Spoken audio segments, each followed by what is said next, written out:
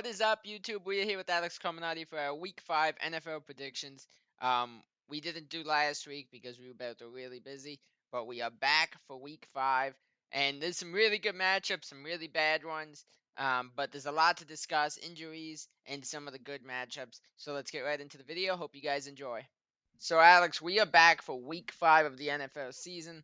Um, Coming off a pretty eventful Week 4 with a lot of injuries, a change for the Cleveland Browns with now Joe Flacco being benched and Dylan Gabriel taking over.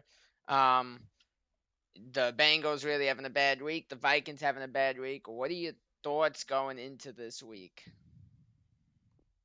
There's a lot to break down from week 4. Of course, you mentioned the injuries, Tyreek Hill and Malik Neighbors, both with torn ACLs. They're done for the season. Of course, Hill plays for the Dolphins and Neighbors for the Giants. Those are two big wide receivers in the league now sidelined for the rest of the year because of lower body injuries. You mentioned the Vikings. I mean, it was a mess in Dublin, and this Vikings team is very bipolar, to say the least, Yep. because they're 2-2. J.J. McCarthy gets hurt. The first game, yeah, they're taking advantage of a bad Bengals team without Joe Burrow, but they put up the points and Carson looked good.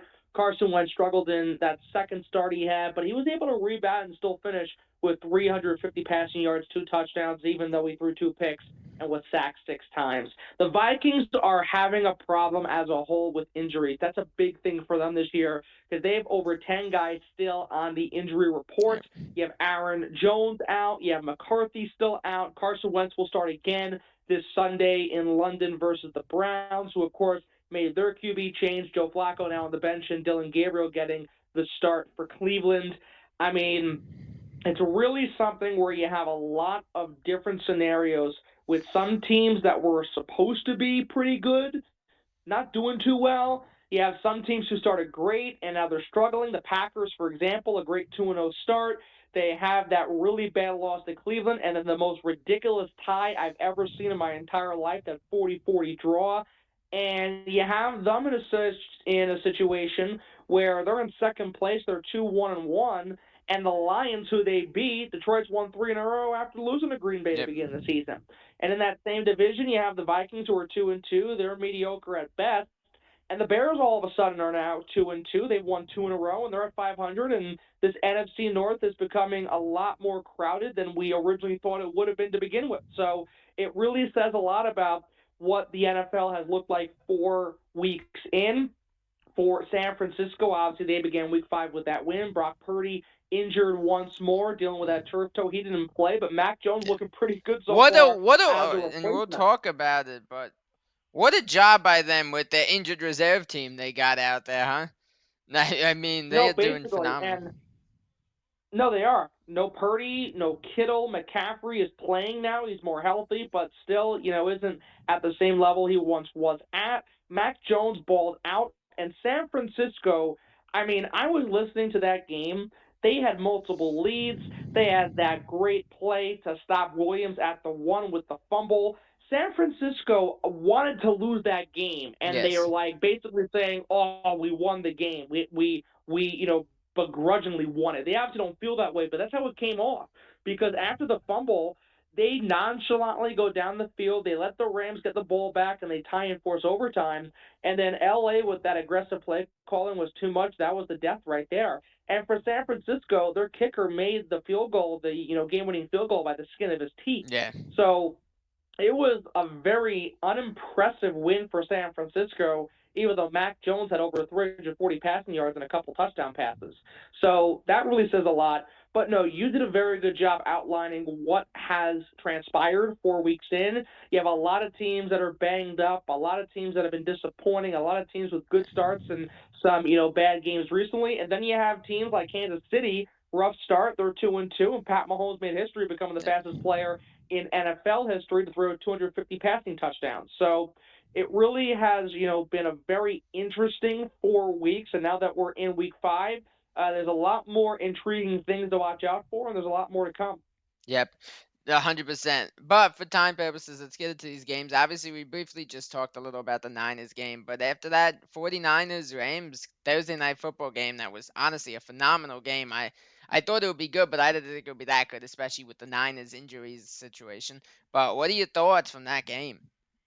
Well, again, like I said before, San Francisco won by the skin of their teeth, and the way they were playing in the fourth, they were like nonchalantly, wanting to win that game. It was like a problem. It was a pain. It was a nuisance for them to go out and hold on and lead Yeah. because they had multiple leads. I think they were up 17-7 at halftime, if I remember correctly. And they eventually, again, had another lead, and they had that great defensive stand, but they let LA waltz down the field and tie that game. I mean, how do you not have such aggression in a situation where the Rams, their best running back, fumbles the ball at the 1 yard line? You have a rookie linebacker make a phenomenal punch out play to steal the fumble, and then you go 3 and out basically. I No, mean, what it's are you really thinking? bad. What's your play calling on that? I mean, again, they still held on and won the game because of LA's unforced errors, but at the same time, it just says a lot about San Francisco not being as serious and really again being in a begrudging mindset of, okay, we won the game. It's like they didn't want to win the game; they wanted to Yeah. lose. That's how it came across. So that's really the summary of that game, where San Francisco held on and won, and the Rams just have another flustering moment. Yeah, the one thing is one thing we didn't mention in that is honestly, if Kyron, we're one less Kyron Williams fumble away from the 49ers losing that game. He fumbled at the 1 yard line. If he doesn't fumble, the 49ers lose that game. It's just Easily. literally a one play difference in that game. Um, No, it is. It is. And to go back to the overtime quickly, I mean, again, the Rams went for a 4th and 1 at the Frisco 11. They got stopped. I understand, the Rams not being confident in their field goal unit right now with certain blocks and how they lost that game to you Philadelphia a have. few I'm years sorry, back. but if you're gonna go for that, you have the best wide receiver in the room. Get that to Puka Nakua. Don't run that ball. I agree with you, but at the same time, I think if you're in that situation, you settle for a tie. You settle for a tie. I don't care what the score is. I don't care where you're placed at. I don't care how much time is left on the clock. You settle for a tie in that I do agree. situation, I do and you agree. try to But play the if best you, I defense you do can. agree. But if you're gonna go for it, you go Puka Nakua there, not the I think you're little right, Kyron but Williams against him. right, right, knowing what Williams did in the fourth quarter. So, Yeah. I mean, look, I mean, it's something where the Rams shot themselves in the foot. It's a tough loss, and we'll see how they respond. Yep. Yeah. No. Look, I think they respond well. They're a really good football team. It was just a really, in my opinion, weird week for them. They just Yeah, definitely weren't their best yeah. this week. But we move in though to the games for Sunday. We got the London game, the Vikings versus Dylan Gabriel taking over for Joe Flacco. Says a lot about how they feel about Shador Sanders. But but what do you got? What do you think for this game? What are your thoughts on this game? Yeah, that just says a lot. I mean, it's one thing for Shador to make the trip and not play. Obviously, they don't want him driving around Dylan Gabriel before the game. So, look, I mean, this is really something for the Browns. We know how lackluster the offense has been. The run game has been good. The passing has been horrific. Yes. And the Browns defense has been very good this year. It's just there's no offense to give them any Yeah. support. Yeah, And before you go further, I'm gonna give you my opinion yeah, first, and it's a weird one, but based go on ahead. what I've seen lately and Dylan Gabriel getting the start, I'm actually taking Cleveland in this game. I think that's a stretch, to be honest with you. I'll explain why in a moment. But to further bounce off the point I was making before, obviously Joe Flacco just ain't old Joe the way he was. Yeah. He's now old Joe. He's old. He's washed up. He's going to be in the home soon. So it's something where this Cleveland team's looking for some fresh blood, and they do it in a rookie quarterback in Gabriel, and they choose him over Shador. So we'll see where that goes for Cleveland. As for the Vikings, they're banged up. Brian O'Neill suffered an injury in that game in Dublin. He has a knee injury. Another offensive lineman that's going to be, hurt for the Vikings. Ryan Kelly has had two different concussions. He suffered another concussion in the loss to Pittsburgh. And Carson Wentz, yeah, he got sacked 6 times, but here's the difference between him getting sacked 6 times and J.J. McCarthy getting sacked 6 times. J.J. got dropped 6 times, but he threw 2 picks and had a fumble and looked awful. Carson Wentz had a very bad start, but he was able to rally the team to make it a 3-point game and make it close before they ended up losing. Yeah. Plus, Carson Wentz had 350 passing yards and 2 touchdowns, even though he had 2 picks and was dropped 6 times for a sack. So there's that says a lot about Carson Wentz's ability to respond even in a loss compared to JJ just floundering the entire time. Yeah. So I think it's a stretch to say the Browns because the new quarterback. We'll see what Gabriel brings. But if you look at the Vikings and how they played, they're 2-2. The first win was against a Chicago team that shot themselves in the foot. True. The other win was against a backup quarterback, and they obliterated Jake Browning. So I think if the Vikings defense is able to get their act together, if Carson Wentz can have a good start and he's able to, be able to respond after some pressure and some struggles, if that's the case, I think the Vikings will be able to hold it out. I'm not Yeah. saying Minnesota's going to clobber them. I think Minnesota might get out by the skin of their teeth. I think they could win, 3, 6, or 7 point differential. It's I a don't think game. it's going to be It is a convincing. game right now. I could look at and say it could end by a winning field goal. It very It well could could. be. Look, Yeah. it's not going to be a convincing win for the Vikings. They've not been convincing at all 4 games in. On top of the Yeah. injuries that really say that to begin with, but the Vikings are not going to beat the Browns convincingly. If they win it, it's going to be by a 3 to 7 point differential. That could be a field goal. Saying okay, here's how they're going to win it. It could be a walk-off field goal. It could be a field goal period Yeah. that seals the deal and makes the difference. But for Carson Wentz, it's something where he's really proving himself to be a starting quarterback again, win or loss. Yeah. And I've said this a lot on my radio program, and I really think this. If Carson could pull out a win here and play strongly, if he gets one more start out of this, I think Carson could easily be the starter for the rest of the season, and JJ is going to be on the bench. I mean, it Yeah. really, I think it really could go that way.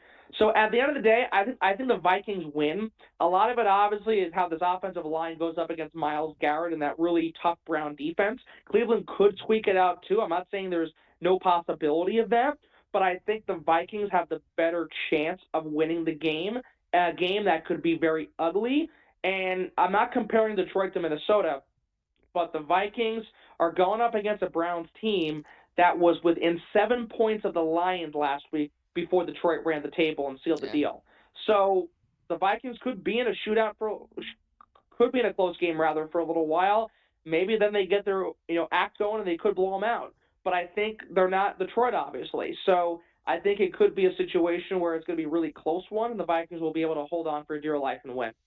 Yeah, the only reason that I'm leaning towards the Brands is that Brands defense, and to be honest, how many issues they're having protecting Carson Wentz right now, I think the Brands defense could give them a lot of issues. I would not be surprised to see a couple of sacks from Myles Garrett in this game. I really would not. And again, I see your point, and I think you can make the case they were able to squeak away a win against Green Bay a few weeks ago, and that's why the Packers have struggled.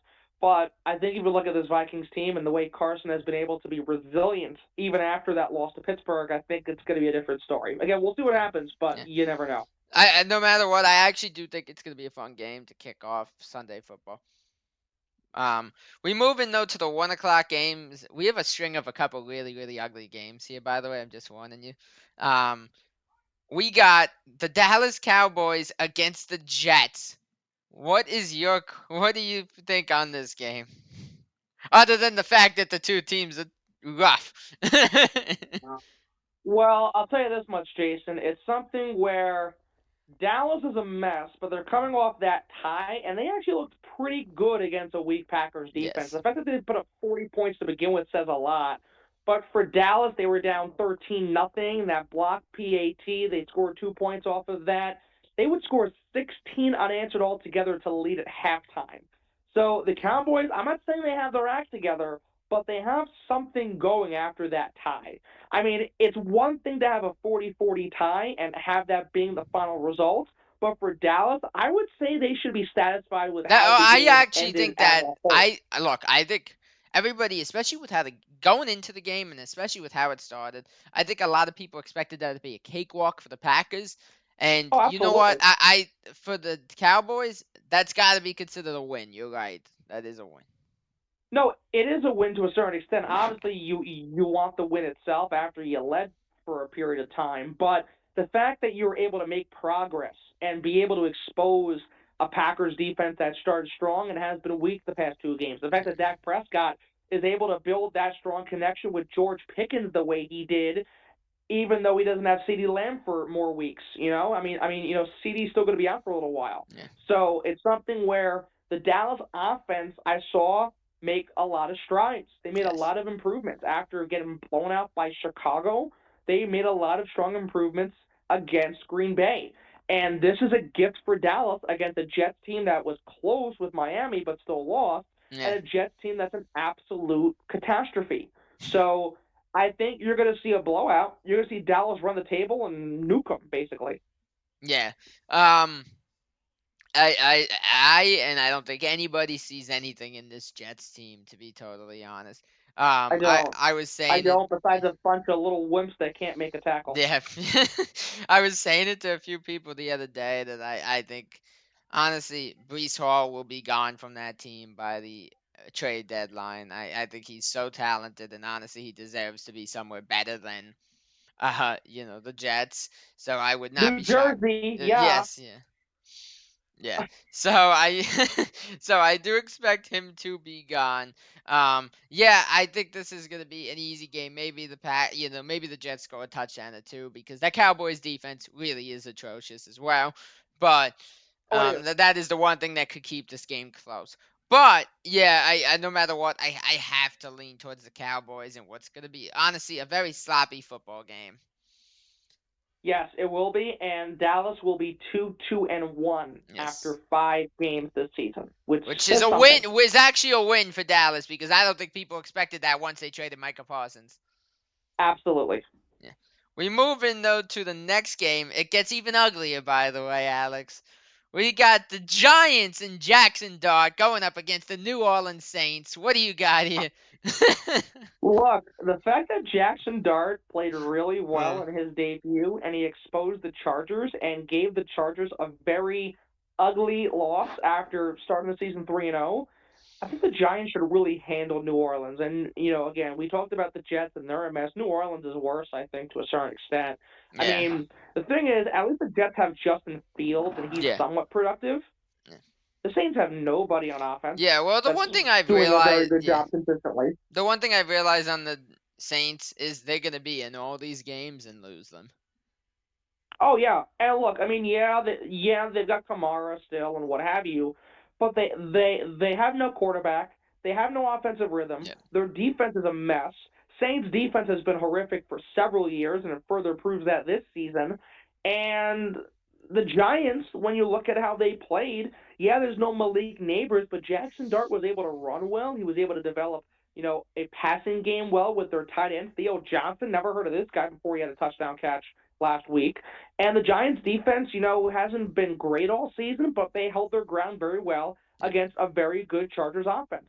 So if they can do that against the Chargers and Jackson Dart brings a brand new spark of energy, why can't they clobber New Orleans? I think yeah. it's going to be a one-sided game. I'm not saying it's going to be 40-0, but I think the Giants could win by 15 Mm. points easily. Yeah, how weird does it feel to say we're gonna pick the Giants on here, huh? Again, it says a lot when they're playing the Saints. That's Yes. like picking a raw apple against a raw banana. Good, yeah. The raw apple's not good looking either, but the raw apple's a lot better looking than a brown banana. Yes, good point. But yeah, I don't think there's too much to say. I think they need to first off Scatterbo, amazing so far. He has been amazing for the Giants.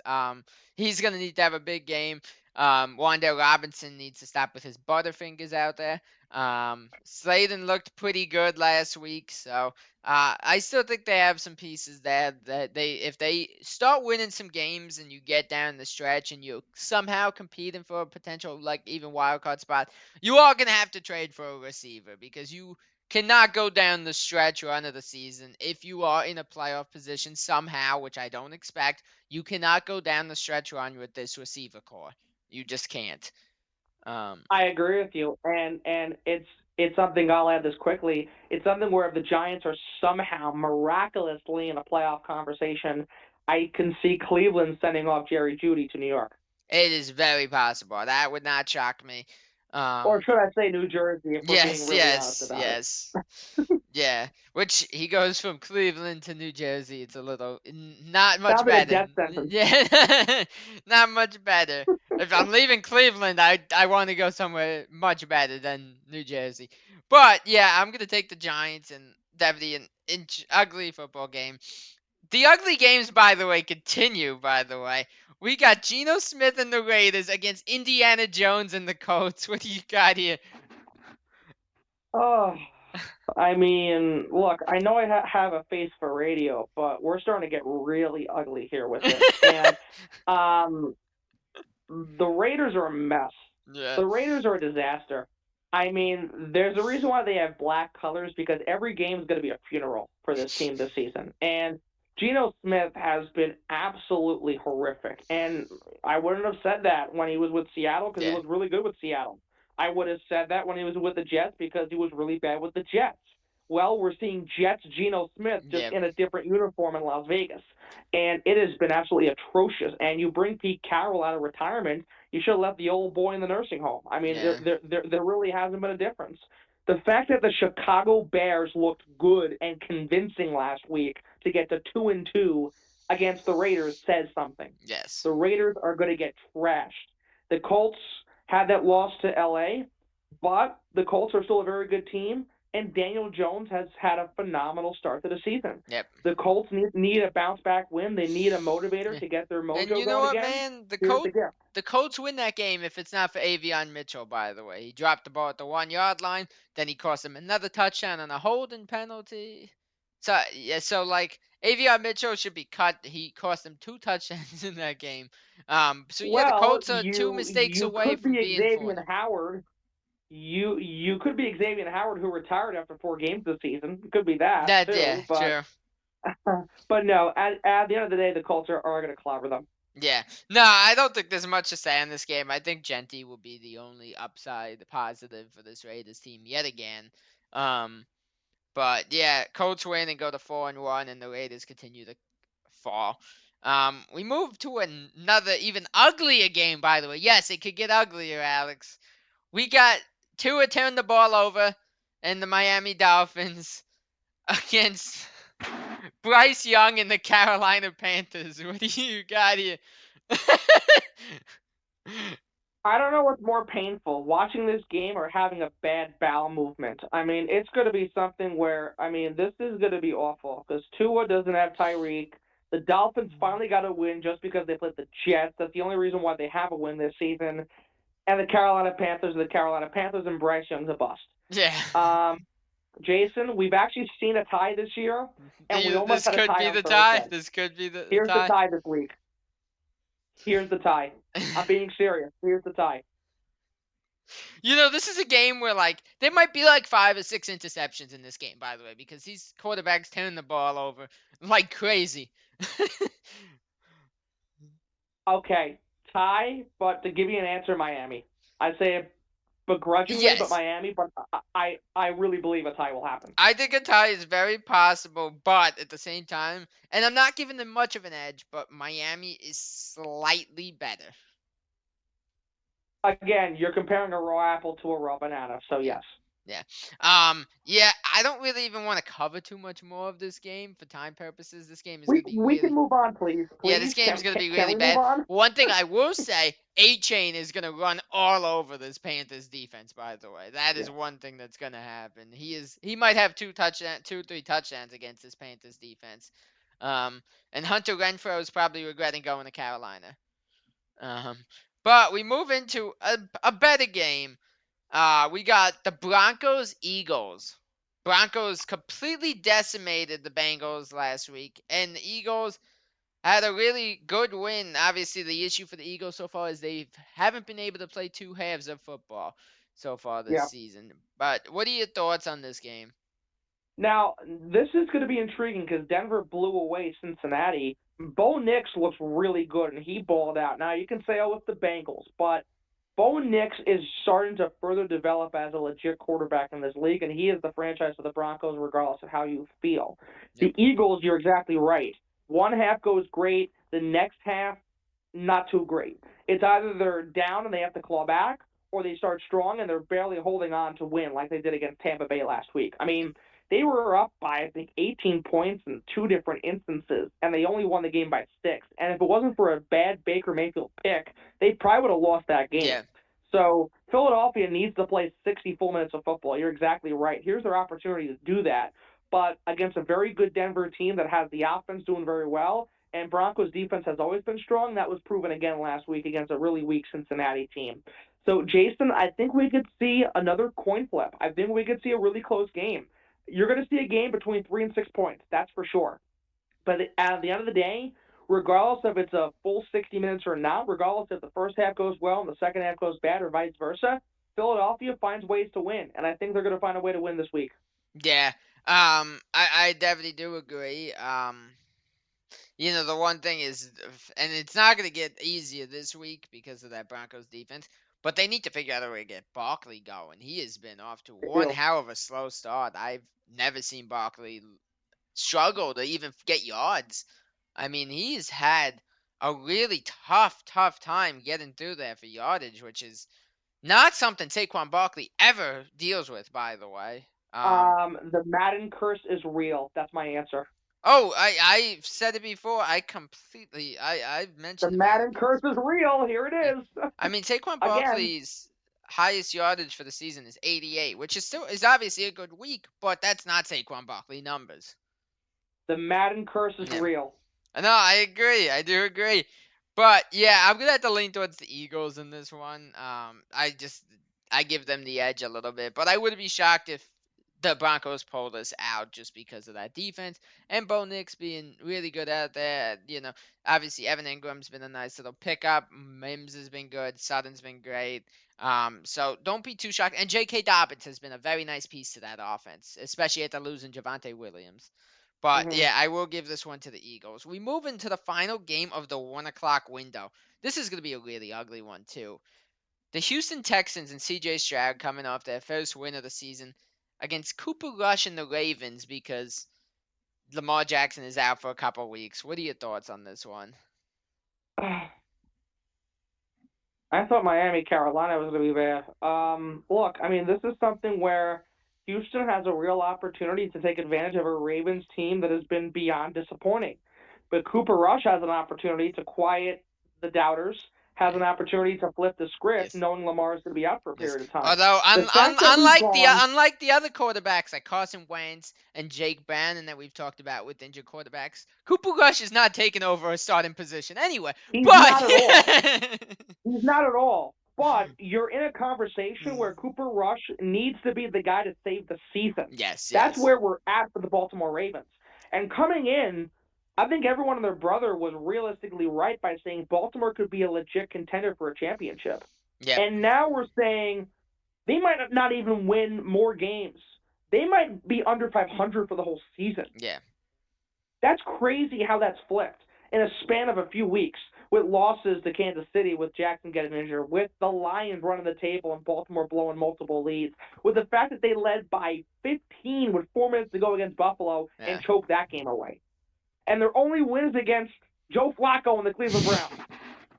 So Baltimore has a gift with Houston. Yeah. And Houston's been a slouch surprisingly as well. And the reason why the Houston Texans have a win is because they play Tennessee.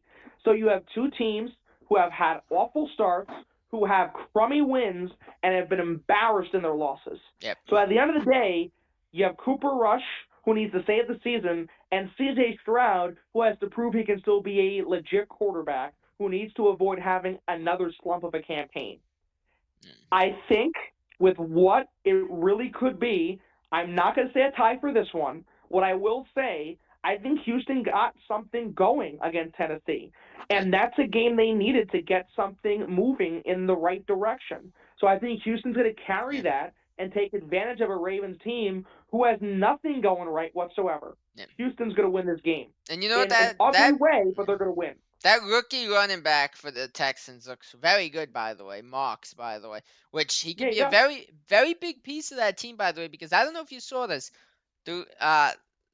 There's a very good chance Joe Mixon might not play at all this season, by the way, based on what I was seeing. Mm-hmm. So if Marks could continue to play that, he could become the number one over Nick Chubb, who really he's not the same guy he was. Right. So well, I mean, keep in mind Nick Chubb has had multiple ACL injuries. Yes, yeah. They're never going to be the same after that. But the thing is, no, he's running in quicksand with those knees. Yeah. He is, and the thing too. Look, you look at this Houston team. They built something off that win to Tennessee. Baltimore got embarrassed again in prime time, And look, I think it's as clear as day that the Texans have the edge. I think they're going to win. Cooper Rush needs to save the season. I don't think he's going to be able to. No, I completely agree. Yeah, I'm taking a bad Houston's team in this one as well. We move in though to the first game of the 4 o'clock window, and the 4 o'clock window doesn't get any prettier. Are you ready for this one?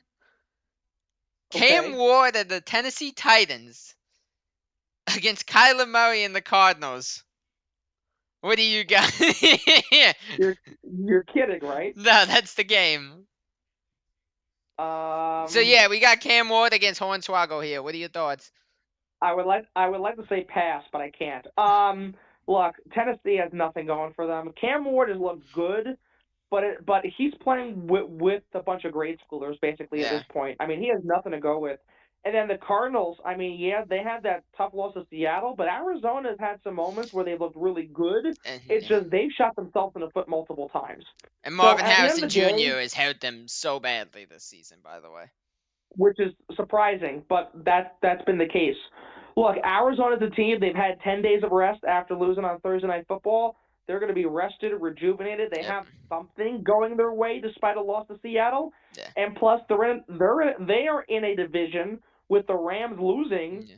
If they can win, both the Rams and Cardinals would be 3-2. Yes. So Arizona obviously has a lot more to play for. I think they're going to squeak it out. Yeah, I don't think this is a game that even the Cardinals could mess up.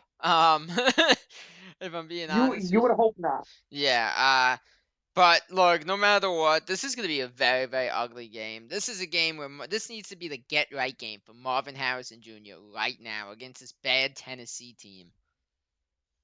It's a If that must. win for Houston against Tennessee last week proves to be the get right game that could spill into Baltimore, this needs to be the same way for the Cardinals against the Titans, and I think it will be. Yeah, I completely agree. We move into the second of 4 games, though, in the 4 o'clock window. Definitely a much better game. We got the Buccaneers versus the Seahawks. What do you got here? 2, 3-1 teams. What do you? That's a really good game. And Baker Mayfield knows that he wants to bounce off that tough pick he threw. Baker's got a sour taste in his mouth after losing to Philadelphia Yep. the way they did. Seattle, same thing as I mentioned with Arizona. 10 days of rest, coming off a close win against the Cardinals. They're back at home. Seattle looks really good. And knowing that the Rams lost, if they win, they keep par with San Francisco for first place. Yep. And San Francisco doesn't have their starting quarterback. So the Seahawks have a really prime opportunity. For the Buccaneers, a weak division. Atlanta looked pretty good last week. We'll see what they bring to the table in these next several Yep. weeks going forward if they can keep up with Tampa Bay. Saints and Panthers obviously going nowhere. Tampa's in an easy division that really is theirs unless they blow it somehow. Mm-hmm. And the Buccaneers, again, they need to bounce back after losing toughly to Philadelphia, making a near comeback, a great comeback effort, but not enough to win. So you really are going to have a back and forth affair here. This is going to be a very good game and a really amazing matchup. At the end of the day, both teams have a lot to play with. I think Seattle has a little more to prove, especially when it comes to the division situation they're in. And there's a little more at stake for Seattle than there is for Tampa Bay. Yep. I'm not saying Tampa can afford a loss, but they can lose and still find a way to win this division. Seattle is going to be a little harder if they fall short. So knowing that's the case, and also knowing that Seattle's had a little more rest, I think the Seahawks are going to find a way to win this one. It's going to be close. It's going to be tight. You can go any way with this one. You can go either team in this game, Yeah. but I think Seattle by a sliver. Yeah. Look, I think this is, but with the two quarterbacks, I think this is gonna be a high scoring shootout. I really do feel that Yes, way. I agree. I would not be shocked to see teams in the 30, both teams in the 30s in this game. Two high-powered offenses that have been playing amazing football right now. Obviously, no Mike Evans for the Bucks, but they got Chris Godwin back last week, so kind of washes its hands a little bit. Obviously, you don't want to not have Mike Evans, but you got one of you guys back. But I do give the edge to the Seahawks a little bit because obviously, they know it's much more important to them. Not that it's not important to the Bucks, but the Bucks, that's like you said, a very, very weak division. And so yeah, I'm gonna give this one to the Seahawks. Alex, we are gonna do one more, and then we have 3 left that we're gonna have to do in just a separate one. But we got to do a good That's amount of fine. game. We got to do a good amount of games. We got 4.5 minutes here. Yep. This is the ass kicking of the week game, by the way. Here we go. We got The Lions versus Jake Browning and the Bengals. What do you got? If the Vikings can put up 48 points against Cincinnati, and the Broncos can win 28 The to 3 Lions and might hold put the up Bengals to 60. what? Mm. Yeah, well, look, I mean, if the Broncos can hold them to 120 offensive yards, whatever it was I last think it week, was like 150. the Lions Yeah. could put up 60. Mm. The Lions could put up 60. I think 50 easily, but it's something where they could put up 60 points. Jason, I covered a game on Friday night. Pierce Pioneers, the Yep. high school football team I cover, they beat a team in St. Cloud Apollo 76-6. I'm not kidding. And it was 42-0 after the first quarter and 62-0 at halftime. There's St. no Cloud there was no Apollo, mercy rule. no, there's not, unfortunately. Thankfully, there's running time, but no mercy rule. St. Cloud Apollo and the Cincinnati Bengals are one and the same defensively this Yo, year, honestly, if and I was a especially fan with a of that, backup quarterback. if I was a fan of the team scoring, I would just after a certain point, I would even be like, okay, this needs to end. This is rough. I almost fell asleep on the broadcast in the first quarter, but anyway, look, the point is that the Lions are going to run up the score. They're going to clobber them. They put up 50 points already against Chicago. Why can't they do it against Yep. Cincinnati? Lions offense looks really strong. They beat up on Cleveland after being in that tightrope for a bit. They were able to pull away with some special teams and strong defense, and that run game has been good. And Amon-Ra St. Brown has had a heck of a start to the Oh, season. So the Lions are phenomenal. going to pummel the Bengals without a doubt. Yeah, there's not much to say in this game. This is, uh, yeah, this is not going to be a close one at all. Yeah, No, they're gonna kill them. We do have 2.5 minutes, so maybe we could get one more in for the sake of your time. sure. Um, we got the Commanders with Mark. Actually, no, I think is Daniels back out there this week. I actually don't know. Is Jaden Daniels I'm back? not sure. We got the Commanders. While we're talking about it, I'll research it. But we got the Commanders versus the Chargers. What are your thoughts here? Two Well, minutes the to go, Chargers by the way. need to get a bounce back. The Chargers need to bounce back after getting embarrassed in New Jersey by Daniels Jackson is Dart and the playing, by Giants. the way. Daniels is playing.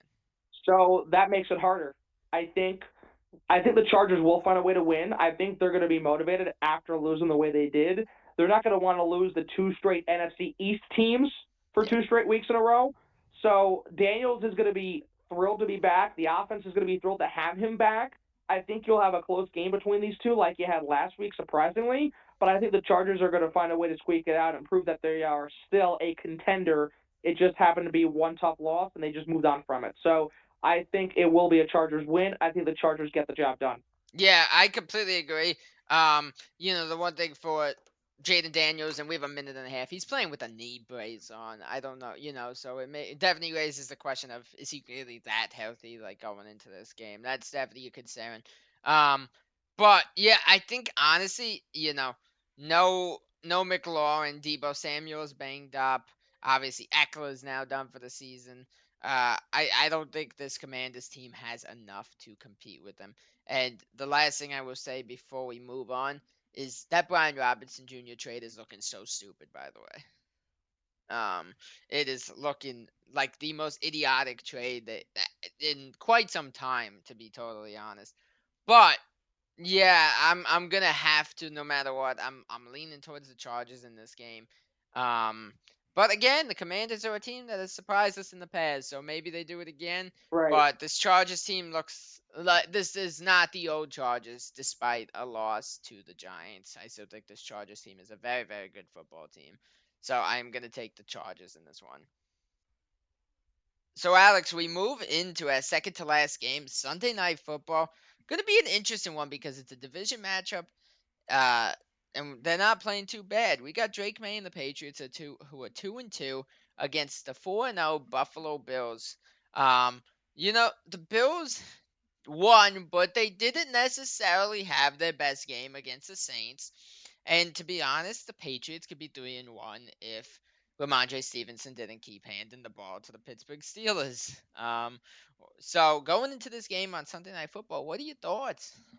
It's going to be a closer game than folks would have thought of before the season began Yeah. because New England does look very good, and Drake May has shown a lot of positive, progression so far this season. Yes. Played very well. The couple weeks to go. Still looks really good so far this season. And then on top of the fact, the Bills are the Bills. And yes, it wasn't the most convincing win, but they got the job done. And Josh Allen is one of the best, if not the best, quarterbacks in the National Football League right now. So you're going to have a closer game than people would have thought to begin with. But I think the Bills still pull this one out. I mean, even if the Bills are down 20, they'll find a way to come back and win. Yep. Baltimore was up by 15, and they still lost 41-40. So you're going to see a really good game. Drake will look good. He'll have a lot of pressure. Buffalo's legit. The Bills offense, I think, will do a very good job taking care of this Patriots. I think we'll have a very good game. It'll be a lot more entertaining than what we would have thought of back in August. At the end of the day, the Bills win. They get the 5-0. Yeah, I completely agree. I would not be surprised if it is a bit of a high-scoring game because the one, low point for that Bills team is their defense. It's not the best defense in the league, and Drake May could exploit that a little. But no matter what they do, that offense is just going to bounce right back, and Josh Allen will lead down another touchdown drive that will probably be finished by James Cook, as always. But yeah, I'm gonna. There's not too much to say on this game, but for Patriots fans watching, I'll give you guys credit. It's not gonna be as ugly as people would expect. No, it's not at all. And again, the thing is that New England's a team. They're not in a Super Bowl contending window right now. They're still rebuilding, retooling, whatever you want to call it. But at the same time, it's something where they have shown a lot of progress so far this season. They're going to show that progress against Buffalo, but not enough to beat the top team right now in the AFC. Yes. And last thing I will say is with teams like the Bengals and the Ravens and some of these teams taking a step back and somebody potentially needing to step into a wild card spot, it could be this Patriots team by the end of the season. It is definitely a possibility. Look, I mean, again, a few years ago, Houston shocked us all. They were not in any position to compete for a Super Bowl championship. They made the playoffs, won a playoff round, and lost to Baltimore eventually in the second round of the postseason. So the Patriots could do the same thing, or just them getting there. The idea of them getting there at this point to where they are right now is a win by itself. Yes. You don't expect this championship, like you said. You just get into the playoffs alone would be a huge win for them. We move in though to Monday Night Football, a game that I can't believe I'm gonna say looks fun. We got the Chiefs against the Jacksonville Jaguars. The 3-1 Jacksonville Jaguars. Trevor Lawrence hasn't thrown a pick this year. What are your thoughts on this one? Jacksonville looks really good. Jacksonville looks exceptionally good, and Devin Lloyd has had a heck of a season on defense. He was named AFC Player of the Month for September. He has balled out, and Kansas City is going to have a challenge. But Kansas City, I think after the 0-2 start, I think they're getting their groove going now. Patrick Mahomes looks like his usual self. He just became the fastest player in league history to throw 250 career touchdown passes. That says a lot. And at the same time, Kansas City is building further momentum after crushing Baltimore at home a week ago. They have to go to Jacksonville. Jacksonville is not easy to play in. And the Jaguars, with how good they're playing right now and how they lead their division surprisingly right now, that says a lot. So at the end of the day, you're going to have a really good game. It's really ironic how this is going to be a classic of Monday Night Football for actually, a good game. You're going to have a MNF duel. And at the end of the day, look, I mean, if Jacksonville wins, that's an amazing statement against a team that's won 3 Super Bowls in 6 years. But if Kansas City wins, it further proves that a slow start does not make a difference. They're able to roll the dice and win 3 in a row. This is going to be a tight one. This is going to be really close. And yes, Trevor Lawrence has played good. He has played amazing. He looks solid. He's not thrown a pick this year, like you said. But the main difference, the matchup to watch, is Mahomes and his offense against Lloyd and his defense. Yes. KC's offense against Jacksonville's D. That will determine who wins and who loses. And at the end of the day, Pat Mahomes is still Pat Mahomes. I think Jacksonville's going to have a great game on both sides of the ball. I think Pat Mahomes will look strong. I think KC's defense will make Trevor Lawrence not uncomfortable, but definitely not as comfortable as he's been so far this season. You're going to have a close game. I think KC pulls it out. A late touchdown seals the deal. Yeah, I am as fun and good as Jacksonville has been this year, I do have to lean towards KC as well. They got the experience and the history in these really good big games, the Monday Night Football games, the Sunday games, Thursday, whatever, the playoff games. They just got that experience, and I that alone actually I give a little bit of an edge to them alone. Um, but yeah, it's definitely it would be. I'm not gonna completely discredit them though. I would not be shocked to see Jacksonville pull off this win. No, I wouldn't either. It'd be a massive statement to show that they are legit. This Yeah, isn't just a fluke of a first couple weeks of the season and then they'll collapse. I don't think yeah, that's gonna happen. I think Jacksonville's a really good yeah. team, and Travis Hunter's playing a massive Yes, factor on both sides of the ball, offensive and yeah, defensive. So Jacksonville's legit. If they lose to Kansas City, it's not the end of the world. But if they win, it further shows how serious they yes, are as a contender and what this season could really be for them as a yes. whole. So I I think KC does win, but this is a remarkable opportunity for Jacksonville to yes, show the entire yeah, country, to show the entire world, to show the league, whomever else, that they are a legit football team. They're not a slouch. They could be a serious contender in the AFC, yes. and they could be a team that could replace what we thought the Ravens were going to be this year. Yes, 100%. Would you agree that this game's more important for the Chiefs, though? I would 100% feel that this. Yes and no. I mean, obviously for KC to keep their positive momentum going to win 3 straight after starting 0-2, I think that's part of it. Don't get me wrong, but I think it is more important for Jacksonville You do? in the long run to show that okay, they beat the Chiefs. They True. are a serious competitor. They're 4-1, 5 games into the season, and that fourth win was against Mahomes and company in Jacksonville on their home field. Yeah. So I think it's important for Kansas City. Don't get me wrong. If they fall to 2-3, then the questions come up again. Oh, okay, what's going on here? Are they serious? If they win, okay, they won 3 in a row. They're going to be legit again, and Baltimore's still in that slouch spot. Baltimore's taking a further step back. But I think it's more important for Jacksonville to show, okay, they are a good team. They're not just a Yeah. team that's going to fluke out after a 3-1 start. True. They're a team that really can compete. I'm not saying they're going to make the Super Bowl. I'm not saying they're going to make the title game in the AFC, but I'm saying that they're going to be a playoff contender, and that's progress for them. So at Yeah. the end of the day, it's more important for Jacksonville to prove that they can be the playoff contender they are appearing to be 4 or 5 games into the season. Yeah. No, I do completely agree. Two things for Jacksonville before we do a brief little summary to end this off. Jacksonville, two things so improved this year. Well, first off, I have three. Trevor Lawrence looks so much better. Travis Etienne looks like the guy he was in his rookie season, if not better. Travis Etienne looks amazing out there. And the defense is what it was like 5 years ago. The defense is finally good again. They had the one of the worst defenses in the league for the last 2 years. The only one that may have been worse was the Bengals. Um, but yeah, they look great. They really do. But it's gonna be a fun Monday Night Football game. Before we wrap this up, do you have anything else you want to add in just in general for the week, or just what you think going in with the remainder of the week?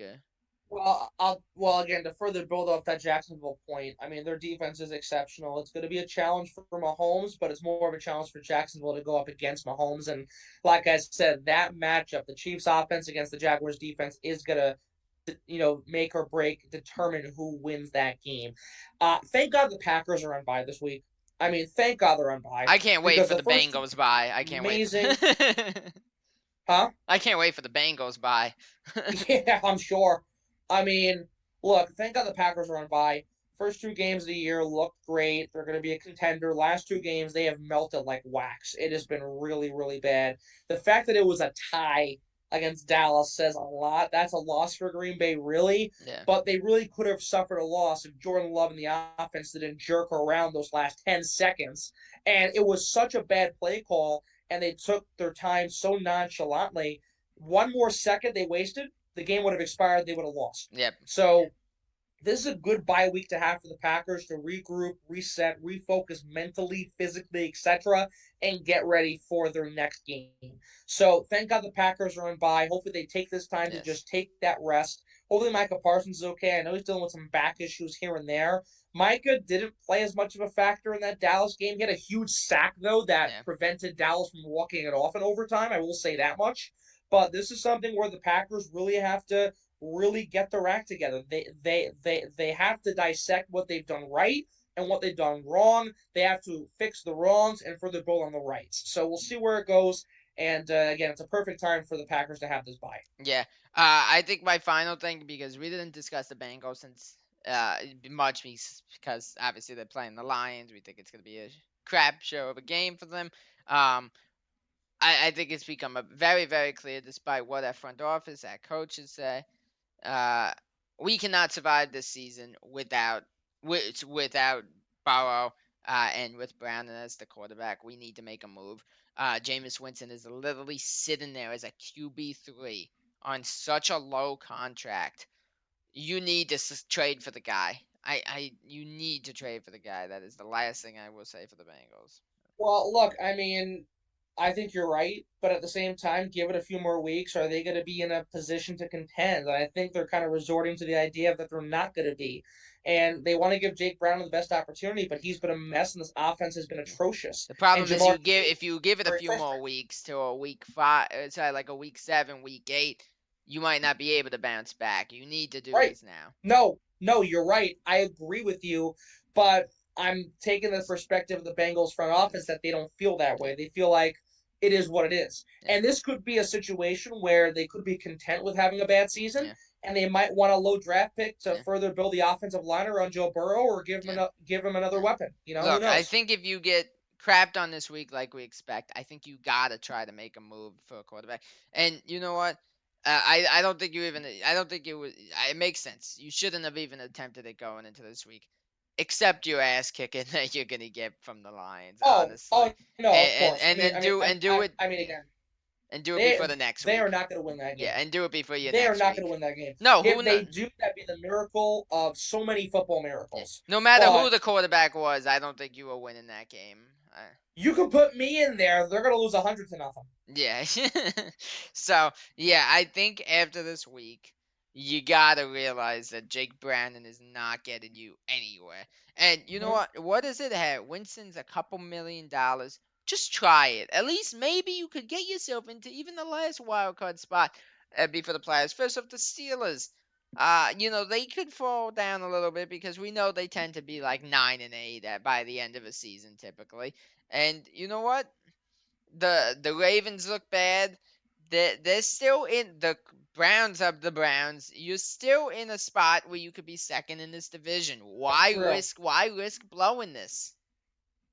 No, I agree with you 1,000%. But I don't know what this front office is thinking. I don't know if they feel that way or they're basically saying, "All right, Burrow's out for 3 months because of that. Let's just piss the season away, basically."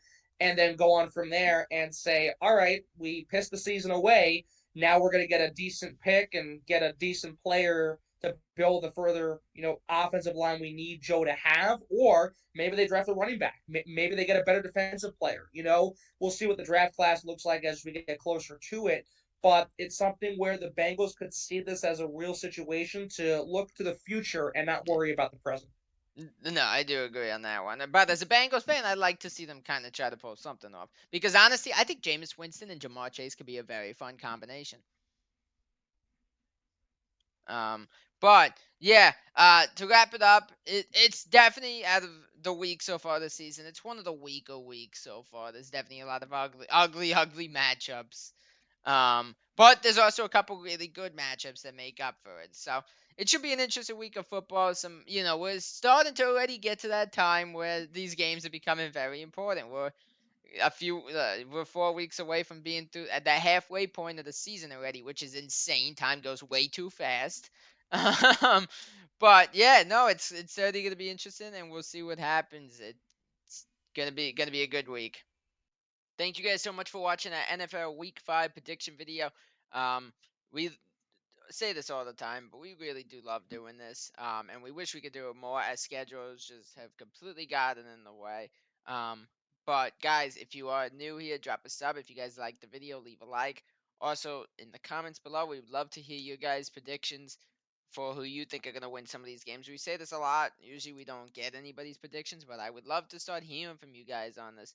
But yeah, for now, until next time, hope you guys enjoy week 5. See you guys in the next video. Peace out.